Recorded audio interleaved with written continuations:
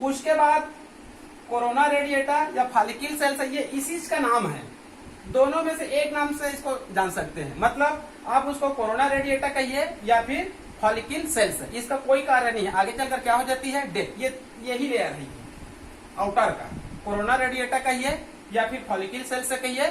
जो मध्य में होती है उसको कहा जाता है जोना पेल्यूसिडा, ZON, जोना पेल्यूसिडा। और आंतरिक लेयर को बोलते हैं हम लोग प्लाज्मा मेम्ब्रेन। और अंदर में होती है न्यूक्लियस, मतलब केंद्रक। और इसमें जो द्रव होती है उसको हम लोग बोलेंगे प्लाज्मा। ठीक है, ये सक्रिय ध्रुव निष्क्रिय ध्रुव, उसको जस्ट हम लोग आगे फर्टिलाइजेशन में इसका अध्ययन करेंगे। क्लियर इतना। अब इसके बाद पाठ्य पुस्तक के अनुसार गेमेटोजेनेसिस के बाद ओहा का क्लासिफिकेशन दी गई है। अंडाणु का क्या है, वर्गीकरण, उसको पहले देख लेते हैं, फिर फर्टिलाइजेशन को हम लोग देखेंगे। पाठ्यक्रम के अनुसार ही हम लोग आगे बढ़ेंगे।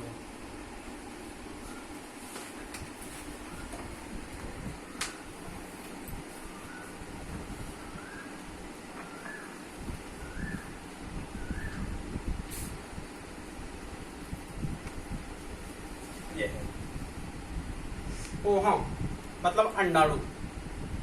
ये जो अंडाणु होता है अलग अलग जीवों में अलग अलग होती है, एक ही जैसे नहीं होता है। जैसे हम लोग यहाँ पर विशेष रूप से मानव का ही अध्ययन कर रहे हैं, ठीक है, तो पुस्तकों में कहना चाहिए अन्य जीव जंतुओं को ओहम के बारे में भी थोड़ी बहुत जानकारी दिया रहता है। तो यहाँ पर देखेंगे ओहम।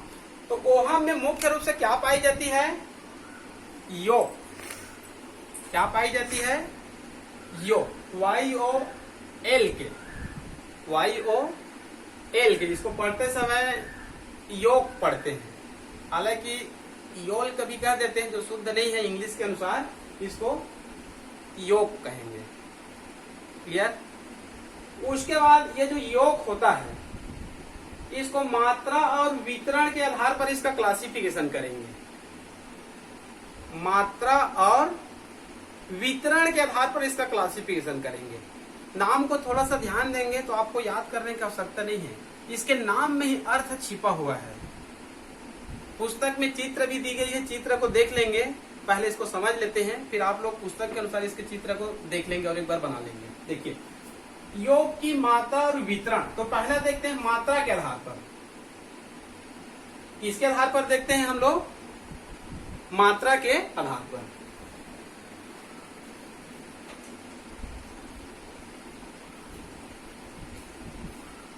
पहला देखेंगे हम लोग मात्रा के आधार पर, मतलब मात्रा, मतलब उसमें मात्रा कितनी है, क्वांटिटी कितनी है, उसके आधार पर जानेंगे। तो देखिए, ये चारों शब्दों क्वांटिटी को व्यक्त करता है। पहला है एलेसिथल, ए मतलब अब्सेंट, ए मतलब अब्सेंट, तो इसमें योग की मात्रा नहीं पाया जाएगा, योग की मात्रा नहीं पाया जाएगा। ए लेसिथल। दूसरा है माइक्रोलेसिथल या फिर ओलिगो। माइक्रो मतलब सूक्ष्म और ओलिगो मतलब अल्प। माइक्रो मतलब सूक्ष्म और ओलिगो मतलब अल्प। तो इसमें योग की मात्रा कितनी रहेगी, कम मात्रा में, नाम से क्लियर है। इसमें नहीं है और इसमें कम मात्रा है, माइक्रो है। आगे मीजोलेसिथल। मीजो मतलब होता है मध्यम, न ज्यादा न कम। तो मीजोलेसिथल मतलब मध्यम मात्रा में पाई जाती है योग। आगे मैक्रो मतलब दीर्घ, ज्यादा। मेगा, ये दोनों शब्द बहुत अधिक को व्यक्त करता है, मेगा या मैक्रो। इसका अर्थ होता है इसमें योग की मात्रा क्या होती है, बहुत ही ज्यादा होती है। तो यह हुए आप लोगों का मात्रा के आधार पर। चार शब्द याद रख लेंगे, एलेसिथल, माइक्रोलेसिथल, माइक्रो का दूसरा नाम होता है ओलिगोलेसिथल, तीसरा होता है मीजोलेसिथल और चौथा होता है मैक्रो या फिर मेगा। क्लियर। अब देखिए इसमें क्या क्या पाई जाती है, कई बार पूछ दिया जाता है अमुक जंतु में किस प्रकार की ओहम पाई जाती है। तो पहला को उदाहरण रख लेंगे मानव का, पहला को उदाहरण रख लेंगे मानव का, मतलब मानव के जो अंडाणु है फीमेल में, उसमें योग की मात्रा लगभग नहीं होती है, लेकिन कुछ पुस्तकों, कुछ वैज्ञानिकों के अनुसार कुछ न कुछ मात्रा में पाई जाती है। लेकिन यहाँ पर हम लोग इसी को जानेंगे, योग की मात्रा नहीं होती है। तो मानव अंडाणु कैसे है? एलेसिथल है। क्लियर? माइक्रो या ओलिगो, इसके अंतर्गत एक ट्यूनिकेटा नामक छोटा सा कहना चाहिए फाइलम वगैरह क्लास वगैरह होती है, उसके जंतुओं में इसी प्रकार की पाई जाती है ट्यूनिकेटा में, मतलब माइक्रो या फिर ओलिगो। तीसरा है मीजोलेसिथल, मतलब मध्यम मात्रा में। जो मेंढक होती है, मेंढक की जो अंडाणु होती है उसमें योग की मात्रा क्या होती है? मध्यम मात्रा में। तो मेंढक की अंडाणु कैसे होती है? मीजोलेसिथल। आगे है मैक्रो या मेगा, मतलब बहुत ज्यादा।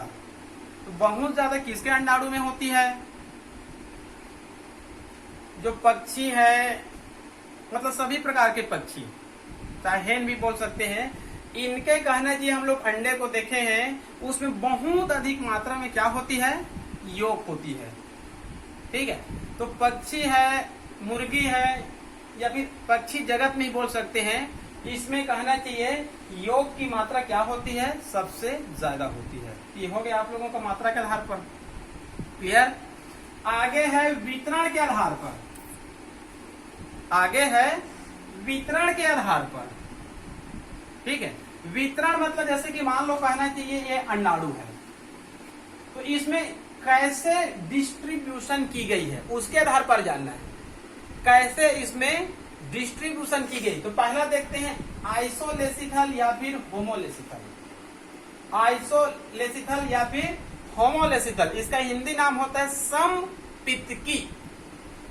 इसका हिंदी नाम होता है समपितकी। मतलब इसमें वास्तव में जो आइसोलेसिथल या फिर होमोलेसिथल है ना, ये दोनों को व्यक्त करता है, पहला और दूसरे को व्यक्त करता है। आइसो या फिर होमोलेसिथल किसको व्यक्त करता है? एलेसिथल और माइक्रो को, जिसमें योग की मात्रा क्या होती है? कम मात्रा में होती है। तो इसमें योग की मात्रा कम तो होती है, लेकिन इसका डिस्ट्रीब्यूशन कैसा रहेगा?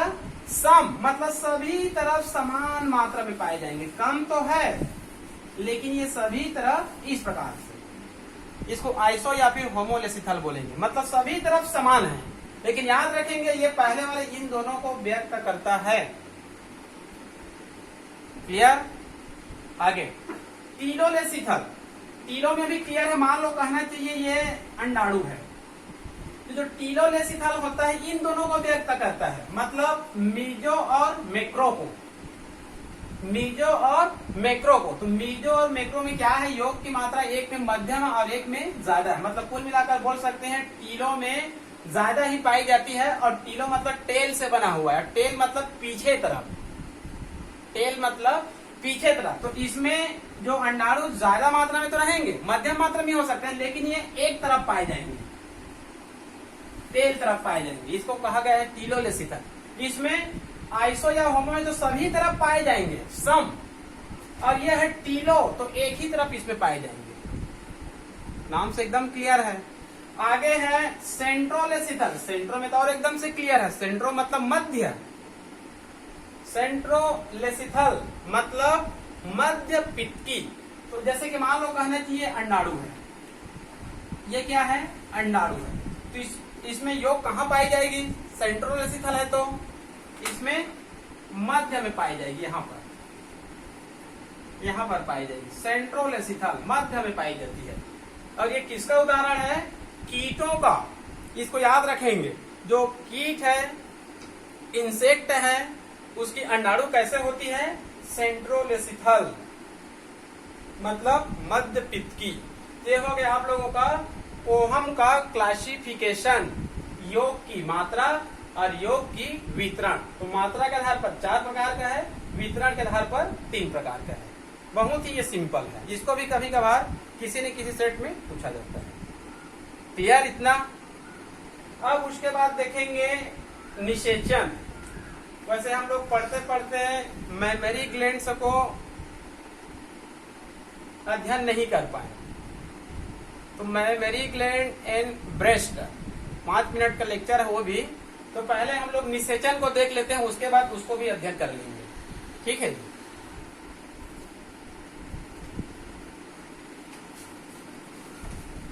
यहाँ पर हम लोग अध्ययन करेंगे फर्टिलाइजेशन को। फर्टिलाइजेशन मतलब हिंदी नाम होता है निषेचन। फर्टिलाइजेशन मतलब हिंदी नाम क्या होता है? निषेचन। और निषेचन क्या है, आप लोगों को मैं 2 दिन से पढ़ाते पढ़ाते इसको कई बार बताया हूं। निषेचन का शाब्दिक अर्थ है अंडाणु और शुक्राणु का आपस में मिलना। अंडाणु और शुक्राणु दोनों का आपस में संलयन होना, फ्यूजन होना, दोनों का एक में मिल जाना। और यह क्रिया कहाँ होती है? फीमेल के कौन से ऑर्गन में होती है? Fallopian tube. उसका दूसरा नाम है ओहिडक्ट, जिसमें कंफ्यूज आपको नहीं होना है। ओहिडक्ट कहिए चाहे फैलोपियन ट्यूब। हाँ, आजकल और यह दिया जाता है कि फैलोपियन ट्यूब के कौन से ऑर्गन में होती है, तो एम्प्यूला नामक ऑर्गन में होती है। क्लियर? तो यहाँ पर फर्टिलाइजेशन तो एक शब्द तो है, अंडाणु और शुक्राणु का मिलना, लेकिन इतने में काम नहीं चलेगा। पुस्तक में तो पूरी 1-1.5 पेज में इसका अध्ययन किया गया है। तो 1-1.5 पेज में अध्ययन क्यों किया गया है? क्योंकि इसको विस्तृत बताया गया है। ठीक है, तो उतना हमको विस्तृत नहीं जानना है। इस चित्र को ध्यान से देखते हैं और इसके आधार पर आप ऑटोमेटिक लिख सकते हैं। पुस्तक में जो लिखा है उसी को आपको लिखने की आवश्यकता नहीं है। ठीक है जी। तो यहाँ पर देखते हैं फर्टिलाइजेशन। फर्टिलाइजेशन के पहले क्या होगा मेल और फीमेल में? मेल और फीमेल के बीच में कहना चाहिए मैथुन की क्रिया होती है, जिसको इंग्लिश में कोपुलेशन या फिर मेटिंग जो भी बोल सकते हैं इसको हम लोग। मेल और फीमेल दोनों आपस में मेटिंग क्रिया करते हैं और मेटिंग क्रिया के अंत में मेल द्वारा अपने कहना चाहिए स्पर्म युक्त सीमेन को, स्पर्म युक्त सीमेन को कहना चाहिए जो फीमेल होती है, फीमेल का कहना चाहिए फीमेल रिप्रोडक्टिव ऑर्गन है, ये उसका कहना चाहिए वेजाइना है। तो कहना चाहिए जो मेल होता है अपने कहना चाहिए स्पर्म युक्त सीमेन को यहाँ से कहना चाहिए अंदर प्रविष्ट करा देते हैं। ठीक है, तो मेल का कहना चाहिए जो शुक्राणु होता है वो करोड़ों की संख्या में होता है, 6 करोड़ से 20 करोड़ तक होता है। और उसमें कहना चाहिए उस सीमेन में तैरते हुए पाया जाता है। सीमेन क्या है वास्तव में? जो मेल रिप्रोडक्टिव सिस्टम होता है ना, उसमें जो कई ऑर्गन होते हैं उसमें से एक ऑर्गन होता है सेमाइनल वेसिकल और दूसरा होता है प्रोस्टेट ग्लैंड्स। सेमाइनल वेसिकल से कहना चाहिए एक चिपचिपी द्रव का निर्माण होता है, वो सीमेन का 70% भाग को बनाती है।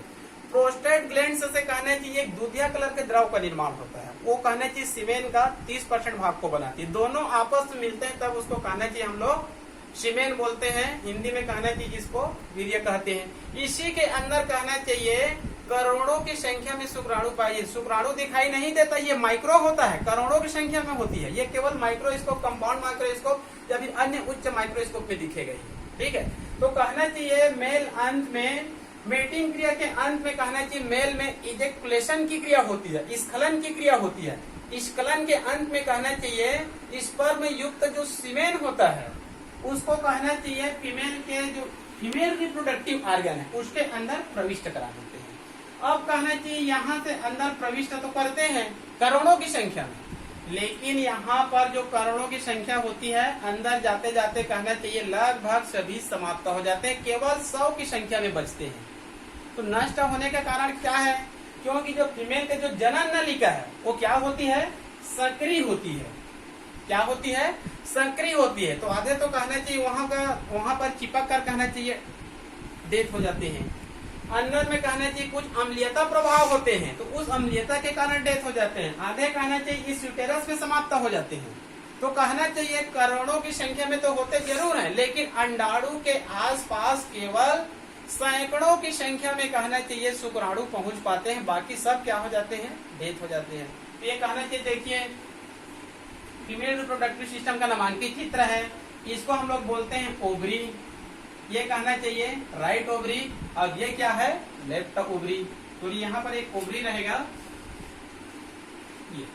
ये कहना चाहिए राइट ओवरी और ये क्या है? Left ovary.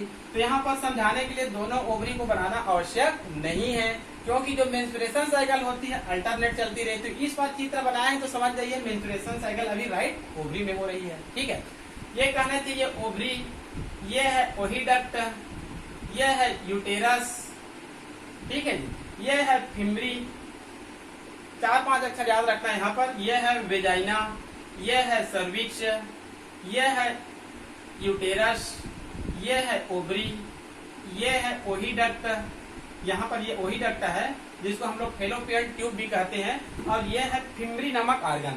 क्लियर। अब मान लो कहना चाहिए फीमेल है, मान लो कहना चाहिए इसमें मेंस्ट्रुएशन साइकिल होती रहती है, तो 14वें दिन में 14 डेज में क्या होगा, अंडाणु का निर्माण होगा। तो इसमें ओवरी में किसका निर्माण होगा, ओहम का। ये ओहम का नामांकित चित्र है। ओहम कहना चाहिए अचल होती है और गोलाकार होती है। जैसे शुक्राणु और अंडाणु में जो अंतर है उसको देख लेंगे आप लोग, पुस्तक में दी गई है, उसको भी किसी न किसी सेट में पूछा जाता है। तो शुक्राणु क्या होती है, लंबी।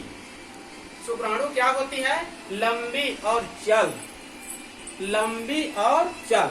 अंडाणु क्या होती है, गोलाकार और अचल। ठीक है जी। तो यहाँ पर भी एक क्वेश्चन बनता है, अंडाणु को हम लोग बोलते हैं अचल, तो यहाँ से यहाँ तक कैसे चली जाती है। तो उसके जाने का मूल कारण यह है कि इसमें फिमरी नामक आर्गन पाई जाती है। वो फिमरीन कहना चाहिए ओवरी जैसे ही अंडाणु का निर्माण करती है, ये फिमरी अंडाणु को क्या करती है, अवशोषित करती है इस प्रकार से। और अवशोषित करने के बाद इसमें सिलियरी इपिथेलियम टिश्यू पाई जाती है। सिलियरी इपिथेलियम टिश्यू पाई जाती है, उनकी सहायता से ये ओहम यहाँ पर आ गई। ये कहना चाहिए अंडाणु है। यहाँ से सेक्रेशन हुआ फिमरी की सहायता से अवशोषित। अब अंडाणु कहाँ पर आ गया है, फेलोपियन ट्यूब में। ठीक है। अब यहाँ पर फेलोपियन ट्यूब में कहना चाहिए क्या है, ओहम है। 14वें दिन के आसपास निर्माण हुआ है, और 14वें दिन के आसपास मतलब 11 से 18, 11 से 18 डेज के मध्य यदि फीमेल का कहना चाहिए मेल के साथ संपर्क होती है, तो कहना चाहिए शुक्राणु युक्त सीमेन इधर से आगे जाएगा। और आप लोग को पहले बताया था अंडाणु और शुक्राणु, ये सब शुक्राणु है, दोनों में एक दूसरे को आकर्षित करने के लिए हार्मोन पाई जाती है। इसमें फर्टिलिन और इसमें एंटी फर्टिलिन। एक में फर्टिलिन और एक में एंटी फर्टिलिन, जो एक दूसरे को क्या करती है, आकर्षित करती है।